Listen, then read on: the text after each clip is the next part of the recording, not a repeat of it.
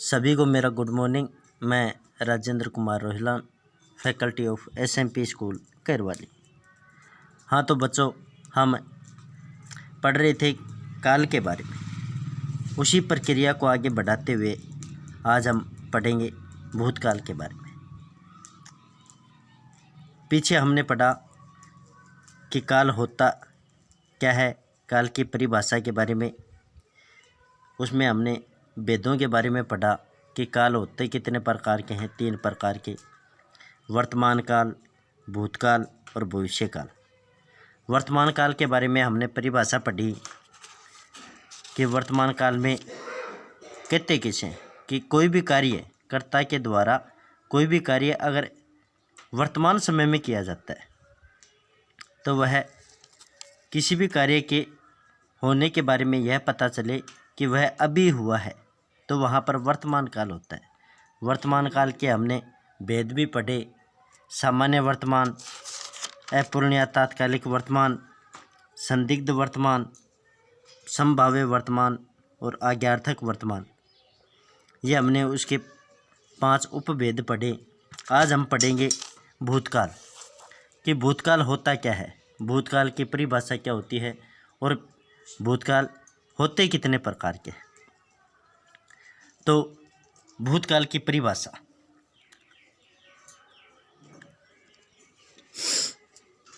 भूतकाल क्रिया का वह रूप जिसे बीते हुए समय में कार्य के होने का बोध हो, यानी कर्ता के द्वारा क्रिया का वह रूप जिसे बीते हुए समय में कार्य के होने का बोध हो, यानी कर्ता के द्वारा कोई भी काम किया जाएगा वह बीते हुए समय में होगा। उसके बीते हुए समय में उसके प्रभाव देखने को मिलेंगे। यानी कर्ता के द्वारा कोई भी काम किया जाता है, उसके द्वारा कोई भी क्रिया की जा रही है, वह बीते हुए समय में होने का क्या होता है, अनुमान होता है कि उसने वह कार्य बीते हुए समय में किया, तो उसे हम कहते हैं भूतकाल। भूतकाल मुख्य रूप से कितने प्रकार के होते हैं? 6 प्रकार के। भूतकाल कितने प्रकार के होते हैं? 6 प्रकार के। वर्तमान काल होते कितने प्रकार के हैं? 5 प्रकार के। वर्तमान काल के उपभेद होते हैं 5, भूतकाल के होते हैं 6। तो पहला भूतकाल सामान्य भूतकाल। पहला हमने पढ़ा था, वर्तमान में पढ़ा था सामान्य वर्तमान, तो यहाँ पर भी भूतकाल भी होता है एक सामान्य भूतकाल, यानी क्रिया का वह रूप जिसे यह ज्ञात हो कि कार्य बीते हुए समय में हुआ है, परंतु यह ज्ञात न हो कि कार्य को संपन्न हुए कितना समय हुआ है। देखो, भूतकाल की एक प्रमुख विशेषता होती है कि कर्ता के द्वारा जो भी कार्य किया जाएगा उसका प्रभाव या फल बीते हुए समय पर पड़ेगा, लेकिन बीते हुए समय में उसको संपन्न हुए या उसके कार्य करने या क्रिया करने कितना समय हुआ है, इसके आधार पर भूतकाल के भेद। तो सामान्य भूतकाल की सामान्य परिभाषा कि कार्य बीते हुए समय में हुआ लेकिन यह ज्ञात न हो कि कार्य को संपन्न हुए कितना समय हुआ है, यानी इसके बारे में हम अनुमान नहीं लगा सकते, इसके बारे में हम किसी को बता नहीं सकते कि कर्ता के द्वारा जो कार्य किया गया वह कितने समय पहले हुआ। इसकी मुख्य पहचान: धातु के अंत में या धातु की समाप्ति, धातु या क्रिया के अंत में या धातु या क्रिया की समाप्ति ऐसी होती है, यानी धातु या क्रिया की जो समाप्ति होगी उसका अंत होगा वो ऐसे होता है।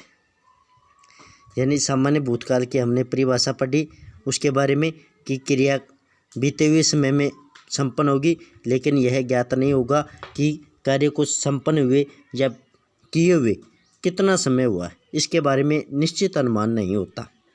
वहाँ पर कौन सा कौन सा भूत होता है? सामान्य भूत मात्र। उसकी पहचान के रूप में क्या होगा कि धातु के अंत में या धातु की समाप्ति या क्रिया की समाप्ति आ ई ए से होती है। जैसे उदाहरण देखें कि राकेश विद्यालय गया। राकेश विद्यालय गया। राकेश कोई करता है, उसके द्वारा कार्य किया गया विद्यालय जाने का, लेकिन विद्यालय गया। अब इसके बारे में निश्चित कहा नहीं जा सकता कि उसको गए हुए कितना टाइम हो गया है। तो इसके उदाहरणों में स्पष्ट रूप से पता चलेगा कि कर्ता कोई भी काम करेगा वह बीते समय में करेगा, लेकिन उसके कार्य करने का प्रभाव फल के बारे में हम यह नहीं बता सकते कि उसको किए हुए कितना समय हो गया। देखो, जैसे दूसरा उदाहरण देखें, आशा ने कहानी सुनाई। आशा एक नाम करता है, उसने बच्चों को कहानी सुनाई। अब ये नहीं पता कि कहानी सुनाए हुए उसे कितना वक्त हुआ है, यानी उसके बारे में निश्चित नहीं कहा जा सकता, यानी उसकी समय के बारे में निश्चितता का बोध नहीं होता। तो ऐसे वाक्य जिनके बारे में कर्ता बीते हुए समय में किसी काम के करने का क्या हो, बोध हो, लेकिन यह पता नहीं चले कि कर्ता के द्वारा जो भी कार्य किया गया है उसको समाप्त हुए कितना समय हुआ है, वहाँ पर क्या होता है? सामान्य भूतकाल होता है। दूसरा, आसन भूतकाल। आसन का अर्थ होता है, एक तो होता है समीप, एक होता है बैठना, पास में, यानी क्रिया का वह रूप जिससे पता चले कि कार्य बीते समय में हुआ है। यानी भूतकाल की एक प्रमुख विशेषता कि कार्य बीते हुए समय में होगा तथा कार्य को पूर्ण हुए यानी कार्य की समाप्ति को पूर्ण हुए अधिक समय नहीं हुआ, यानी कर्ता के द्वारा जो भी कार्य किया गया है उसको किए हुए अधिक समय नहीं हुआ, यानी वह थोड़ी ही देर पहले हुआ है, अर्थात कार्य का प्रभाव शेष है, यानी कर्ता के द्वारा जो भी कार्य किया गया है वह अभी अभी समाप्त हुआ है और उसका प्रभाव, उसका जो फल है वह अभी क्या है? शेष है। इसकी पहचान के रूप में धातु के अंत में या है, ई है, ए है जुड़े रहते हैं। देखो, सामान्य भूत में मैंने बताया था कि आ ई ए से होती है, धातु या क्रिया की समाप्ति आ ई ए से होती है, लेकिन आसन भूत में धातु के अंत में या है, ई है और ए है जुड़े होते हैं, यानी इनमें है और जुड़ा होता है। तो वहाँ पर कौन सा भूत होता है? आसन भूत होता है।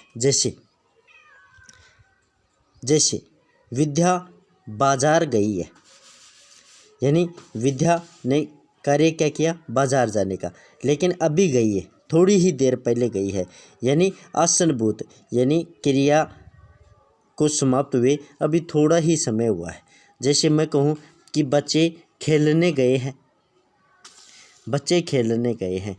बच्चों के द्वारा जो कार्य किया गया वह बीते समय में हुआ, लेकिन उसकी समाप्ति थोड़ी ही देर पहले हुए हैं और उसका प्रभाव अभी क्या है? शेष है, यानी उनके द्वारा जो कार्य किया जाएगा उसका प्रभाव अभी शेष है। तो ऐसे वाक्य जिनके अंदर ई है, ए है, आ है जुड़े रहते हैं धातु के अंत में और कार्य बीते हुए समय में होने का बोध होता है, तो वहाँ पर कौन सा भूत होता है? आसन भूत होता है। आज हमने पढ़े, एक सामान्य भूत पढ़ा और एक आसन भूत। सामान्य भूत में कार्य को समाप्त होने का में निश्चित बोध नहीं होता। आसन भूत में कार्य बीते हुए समय में हुआ है, लेकिन कार्य थोड़ी ही देर पहले समाप्त हुआ है और उसका प्रभाव अभी क्या है? शेष है, यानी उसको कार्य को हुए अधिक समय नहीं हुआ है, वहाँ पर कौन सा भूत होता है? आसन भूत होता है। Thank you.